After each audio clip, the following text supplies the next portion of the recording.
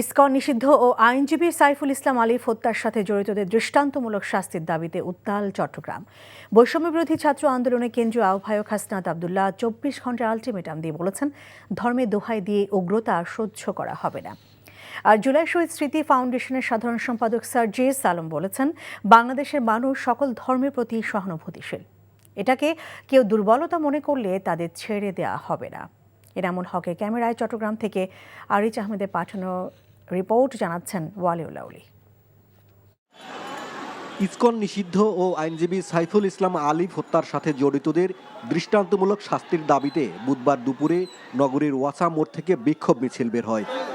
মিছিলে নেতৃত্ব দেন বৈষম্য বিরোধী ছাত্র আন্দোলনের কেন্দ্রীয় আহ্বায়ক হাসনাত আবদুল্লাহ ও জুলাই শহীদ স্মৃতি ফাউন্ডেশনের সাধারণ সম্পাদক সার্জিস আলম।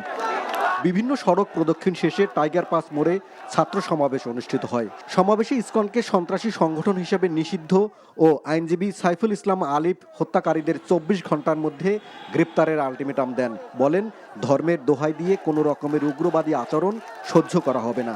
সাইফুল ভাইকে নৃশংসভাবে যেভাবে হত্যা করা হয়েছে সেটি হচ্ছে হিন্দুত্ববাদী উগ্রবাদিতার যে প্রকাশ, এই উগ্রবাদিতার বহিঃপ্রকাশ ঘটেছে।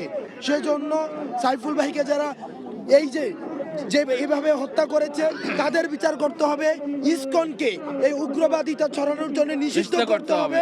সমাবেশে জুলাই শহীদ স্মৃতি ফাউন্ডেশনের সাধারণ সম্পাদক সার্জিস আলম বলেন, বাংলাদেশের সব মানুষ ধর্মের প্রতি সহানুভূতিশীল।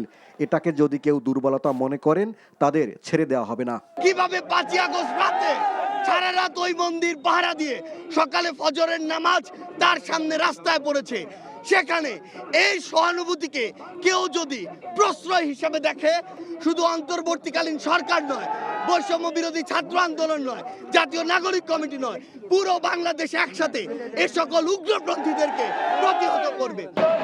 এদিকে 16 শহর বিপ্লব উদ্যানের সামনে সমাবেশ করেছে ইসলামী ছাত্র শিবির। সমাবেশে শিবিরের কেন্দ্রীয় প্রকাশনা সম্পাদক আজিজুর রহমান আজাদ, কেন্দ্রীয় পরিকল্পনা সম্পাদক ডাক্তার ওসামা মুহাম্মদ, শিবির উত্তর সভাপতি শহীদুল ইসলাম বক্তব্য রাখেন। এ সময় বক্তারা ইসকনকে উগ্রবাদী সংগঠন আখ্যা দিয়ে নিষিদ্ধের দাবি জানান।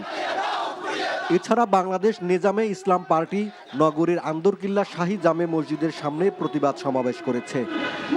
NTV news desk.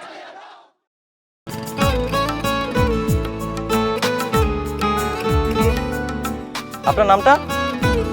নীলা। রাহুল। রবি, এই মেয়েটারে তোর ভাবি সবাই কেমন লাগবে? আপনাকে না বলছে আমাকে ফলো না করতে? ফলো কেন করতেছিলেন? আপনাকে দেখতে ইচ্ছে করে আমার, আপনার সাথে কথা বলতে ইচ্ছে করে। আমি কি করব ঠিক বুঝতে পারছি না। ওরে বাবা, ওই মেয়ে, অথচ তারে তুমি চিনো না? হ্যাঁ, কি মায়ায় তাকাও তুমি, একটু দেখে চোখের খেয়াল, তোমায় দেখার তৃষ্ণা ভীষণ। ভালোবাসায় বুঝি দেনা পাওনা থাকে? অবশ্যই থাকি, ভালোবাসা সবকিছু থাকে।